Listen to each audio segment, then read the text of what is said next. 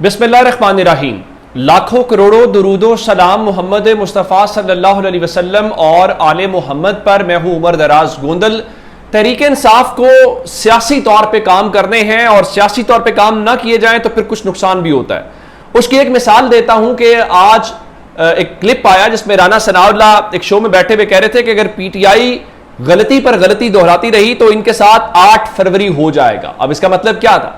इसका मतलब यह था कि जिस तरह से 8 फरवरी को पाकिस्तान तहरीक इंसाफ को अवाम से मैंडेट मिला, लेकिन अवाम के मैंडेट के बावजूद सीटें नहीं मिली। यानी फॉर्म 45 पे तो जीते, फॉर्म 47 पे नहीं जीत सके। फॉर्म 47 पे कोई और किसी का ऐलान हो गया।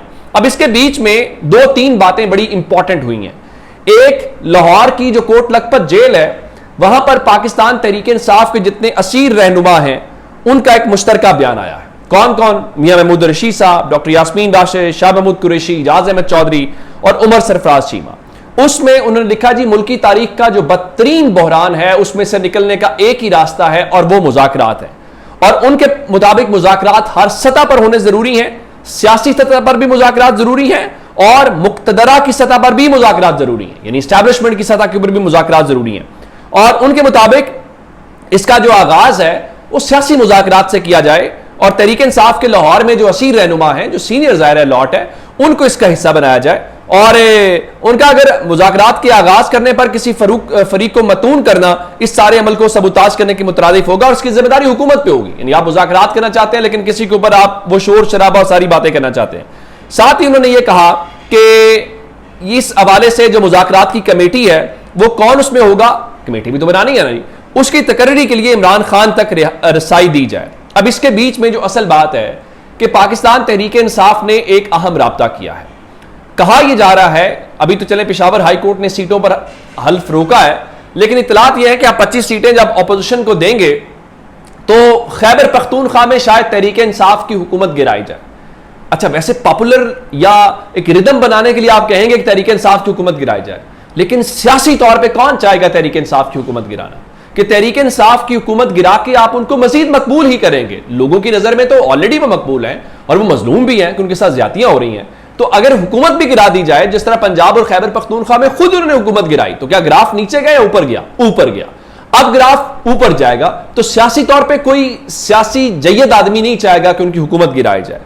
अब इस हवाले से जो पीटीआई ने मौलाना फजलुर रहमान से राब्ता किया है और उनसे यह कहा है कि आप हुकूमत गिराना चाहते हैं तो क्यों गिराना चाहते हैं, इस हवाले से बात हुई है। तो अब इतलात ये हैं कि मौलाना फजलुर रहमान जो है उन्होंने पीटीआई को यह पैगाम दिया है कि हमें खैबर पख्तूनख्वा की हुकूमत गिराने में कोई दिलचस्पी नहीं है। लेकिन साथ उन्होंने एक और बात भी की है कि तहरीक इंसाफ खुद से दानिशमंदाना फैसले करे। अब दानिशमंदाना फैसले तो आपको करने पड़ेंगे इस क्राइसिस में से निकलने के लिए। और क्राइसिस कैसा है, मैं उसकी एक मिसाल दे देता हूं कि चले 8 फरवरी के हवाले से बाकी बातें तो होती हैं। अब वो लोग जो एस्टैब्लिशमेंट की लाइन टो करते हैं या एस्टैब्लिशमेंट की डाक लेके आते हैं या डाकिये कहे जाते हैं, वो टीवी पे खुल के बता रहे हैं। जो राना सनाउल्लाह शुरू में कह रहे थे ना कि आपके साथ एक और 8 फरवरी हो जाएगा। मंसूर खान साहब के शो के अंदर बैठे हुए थे नईम पंजोथा और मुनीफ फारूक आप जानते हैं। तो मुनीफ फारूक ने ऑन रिकॉर्ड कहा कि 2024 यानी 8 फरवरी का जो इलेक्शन है वो एस्टैब्लिशमेंट और मौजूदा हुकूमत ने मिलकर तहरीक इंसाफ से छीना। जीतना या बाकी बातें कुछ और होती हैं और जो छीनना होता है वो बात कुछ और होती है। अच्छा, अब ये सारी चीजें चल रही हैं तो अब उसके बीच में इमरान खान जेल में कैद हैं। अब राना सनाउल्लाह कह रहे थे कि उन्हें तवक्को नहीं थी कि इमरान खान इतनी लंबी जेल काट लेंगे। फिर उन्होंने एक और बात कि उनका मुझे कहा गया था, इंफॉर्मेशन दी गई थी कि इमरान खान कोई नशा करते हैं, तो उनके मुताबिक अगर नशा करते होते तो जेल में रहना मुश्किल हो जाता और ये इंफॉर्मेशन उनकी जो है वो बिल्कुल गलत साबित हुई है। अच्छा, अब इसके बीच में इमरान खान ने अब से थोड़ी देर पहले उनका एक पैगाम जारी हुआ है। मैं वो पैगाम पढ़ भी देता हूं लेकिन मैं उसके सीधा निकात आपको पहले ही बता देता हूं, जिसमें कहा गया है कि जी 10 मुहर्रम के बाद, आशूरा के बाद पाकिस्तान तहरीक इंसाफ अवामी जो वो तहरीक है वो चलाए। फिर चूंकि 27वीं तरमीम का शोर है तो उनका ये 27वीं तरमीम लाने का तकल्लुफ क्यों कर रहे हैं, खुलकर जो है वो बादशाहत डिक्लेयर कर दें। और क्योंकि मुल्क में इस वक्त जो है वो मुकम्मल तौर पे डिक्टेटरशिप लाजमी है, डिक्टेटरशिप मुसल्लत है, तो अब उन्होंने एक और कहा कि मेरा तमाम लोगों को पैगाम है कि सबको ऐसी गुलामी पर कैद को तरजीह देनी चाहिए, क्योंकि जब हम बाहर आजाद ही नहीं हैं तो फिर ऐसी रिहाई का क्या फायदा। और उन्होंने एक और बात की कि मेरे लिए इस गुलामी के निजाम को कबूल करने से बेहतर मौत है। और साथ ही उन्होंने कहा मेरी आवाज हर तरह से दबाई जा रही है ताकि लोगों तक मेरा पैगाम ना पहुंच सके और जबर के खिलाफ कोई खड़ा होने वाला ना बचे, लेकिन मैं आखिरी सांस तक जुल्म के खिलाफ खड़ा रहूंगा। फिर उन्होंने कहा कि जमहूरियत में 4 चीजों की बहुत अहमियत होती है: वोट का हक, कानून की हुक्मरानी, अखलाकियात और आजाद मीडिया।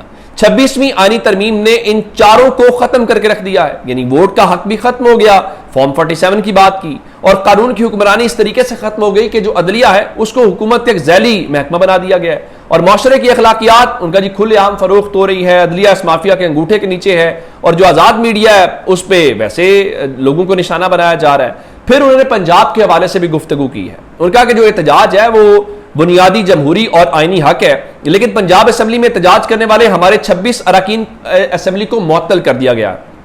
अहमद भच्चर और तहरीक इंसाफ के MP शाहबाज के मुस्तहिक हैं जिन्होंने फिरौनों को चैलेंज किया। जब तक हमारे 26 अरकान बहाल नहीं होते हमारे अरकान अपनी असम्बली बाहर लगा लें। फॉर्म 47 की 2 नंबर असम्बलियां वैसे भी अवाम की नुमाइंदा नहीं है। तो मतलब यह हुआ कि पाकिस्तान तहरीक इंसाफ जो है वो आशूरा के बाद अब तहरीक चलानी है। तहरीक कैसे चलाएंगे कि खैबर पख्तूनख्वा के अंदर जुनैद अकबर साहब का बयान आया। जुनैद अकबर के बयान के बाद जो बैरिस्टर सैफ थे वो बिल्कुल इससे अलग बातें कर रहे थे, और वो कह रहे थे कि जी अगर जुनैद अकबर साहब अपना किरदार अदा नहीं कर पा रहे तो वो मुस्ताफी होकर घर बैठ जाएं, किसी और को मौका दे दें। तो तहरीक इंसाफ अगर आपसी इख्तलाफात में रहेगी तो फिर आपको कोई संजीदा नहीं लेगा, फिर आप कोई अलायंस बनाना चाहेंगे तो वो अलायंस भी बन नहीं पाएगा। देखिए जब क्राइसिस होता है जमातों के ऊपर तो आप कभी कभार आपको मौका नहीं मिलता, लेकिन आप किसी और का कंधा इस्तेमाल करते हैं और उसमें से स्पेस बनाते हैं। यही सियासत का नाम है।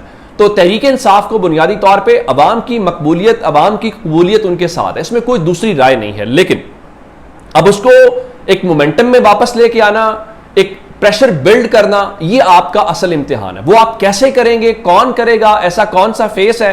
देखें ना, आपकी जो पॉलिटिकल लॉट है वो सारी की सारी कैद में है, वो सारे फेस कैद के अंदर। अगर कोई बाहर है भी तो एक्टिव नहीं है, जैसे चौधरी परवेज इलाही हैं। तो अब दूसरी जानिब हुकूमत की तो मौजें लगी हुई हैं। अब सूरत हाल ये है, ख्वाजा आसिफ कह रहे थे कि पाकिस्तान पीपल्स पार्टी के विफाक के अंदर और पंजाब के अंदर हुकूमत में शमूलियत के इम्कान है, लेकिन ये जो फैसला है वो वजीर आजम और आसिफ जरदारी के लेवल के ऊपर होगा। और पीपल्स पार्टी बेशक कहती रहे, जिसमें नैयर बुखारी कह रहे थे देखे जी ये कबल वक्त ऐसी बात करना, कबल वक्त नहीं है। पीपल्स पार्टी अमलन हुकूमत का हिस्सा है, लेकिन सोशल मीडिया पे और मीडिया के ऊपर वो तासुर देना चाहते हैं कि देखे जी हम तो अपोजिशन का पार्ट है। अगर आप गवर्नमेंट का पार्ट नहीं है तो फिर सवाल ये पैदा होता है कि इस हुकूमत को बजट पास करने के लिए कौन कौमी असम्बली के अंदर वोट्स देता है। वो पीपल्स पार्टी के वोटों के साथ ही हुई है ना, वो पीपल्स पार्टी के वोट्स के साथ ही था तो आपकी ये पेट्रोल डीजल महंगा हुआ, टैक्सेस या बाकी जो चीजें हैं। सो पीपल्स पार्टी का वोटर या लोग उनको क्यों कबूल नहीं कर रहे? क्योंकि वो कहते हैं कि एक ही सिक्के के 2 रुख है। आप लोगों के सामने कोई और बात करते हैं, और अपोजिशन पीटीआई है, लेकिन क्या पीटीआई अपोजिशन कर पा रही है, करने दी जा रही है? असल बात यहां से शुरू होती है। आप देख लें कि अभी उन्होंने किरकान को मुअत्तल कर दिया। इवन पंजाब असेंबली में सिचुएशन ये है कि असेंबलियों के अंदर कायमा कमेटीज भी गई, अपोजिशन इस पोजीशन के अंदर भी नहीं है। 26 अरकान को मुअत्तल किया कि आप रिक्विजिशन जमा करा के इजलास बुला सके। तो इस हिकमत के साथ रिंग में वापस आपने आना है। अपना बहुत सारा ख्याल रखिएगा। खुदा हाफिज।